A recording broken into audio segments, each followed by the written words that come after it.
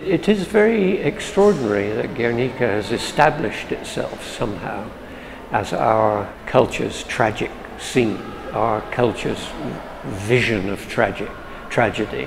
And so one of the things we thought was possible to do was to think of Guernica as our modern tragedy, think of it in terms of Aristotle's idea that it's necessary for our culture to have the spectacle of dreadful downfall, terror, pain, catastrophe, that somehow or other by looking at it and confronting it, it has a purgative, even a healing effect for those who look on. Este mundo que había conocido Picasso, este mundo de seguridad, este mundo donde todo se celebraba alrededor de una mesa camilla, de un bodegón, entra en una crisis profunda a partir de la segunda mitad de los años 20, una crisis que es personal y que es artística. Por un lado, el mundo, este siglo XX que es el suyo, es un mundo que él no reconoce, es el mundo de los fascismos,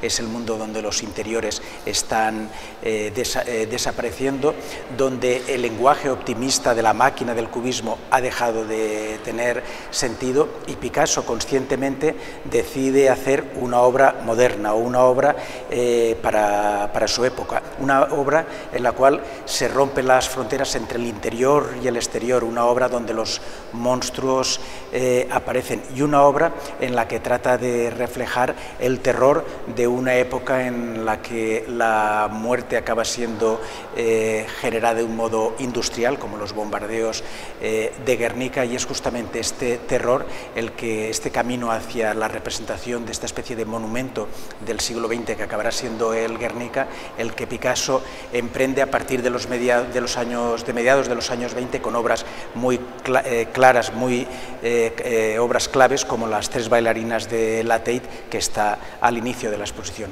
It seems that what the show is doing for the first time is try to trace this path quite concretely with picture after picture, drawing after drawing that played some role in him defining what the work is going to be.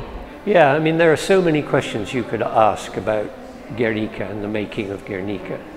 And maybe one way of putting the question of this show is that, so what went into Guernica? When Picasso was first asked by the Republic to do it, he said to them, I'm not really at all sure I can do the kind of picture you want. And you understand his doubt. He's a private artist, he's never worked on a large scale in a public arena, he's certainly not a political artist up to that point. But he did it in the end. And of course it was partly spurred by the moment and by his own horror and outrage at what was actually happening.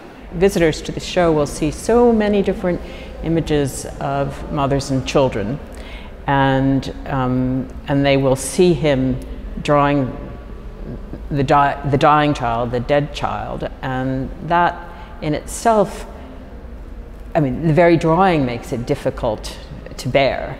And he does understand, and I think elicit from us our pity, but also our realization that this is how you kill a civilization. If you kill its children, you kill it. That's the end of it. That's the damage that is done.